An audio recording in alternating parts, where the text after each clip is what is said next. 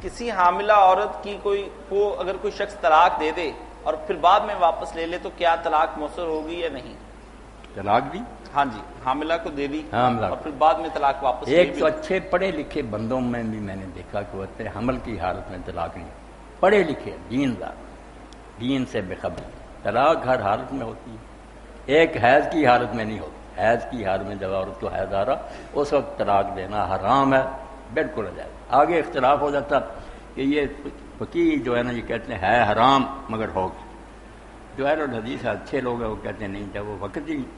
نہیں ہوگی طلاق، حیض میں جتنی جی چاہے کہہ دے، ٹائم ہی نہیں اس کا، جب عورت پاک ہوگی اس وقت۔ اور اس میں بھی یہ شرط ہے کہ پاک جن دنوں میں عورت ہو اگر وہ آپس میں مل چکے ہیں پھر بھی طلاق دینا جائز حرام، صبر کرے پھر حیض آئے اس کے بعد پاک کو پھر غصہ رہے گا دیتا پھرے،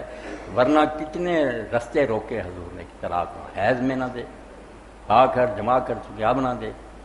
ایک وقت میں ایک سے زیادہ نہ دے تاکہ بعد میں رجوع کا موقع رہے سارے رہے۔ اور جو ہے حمل کی حال میں وَأُولَاتُ الْأَحْمَالِ أَجَلُهُنَّ أَن ان کی عدت کا فرق پڑ جاتا، طلاق ہو جاتی ہے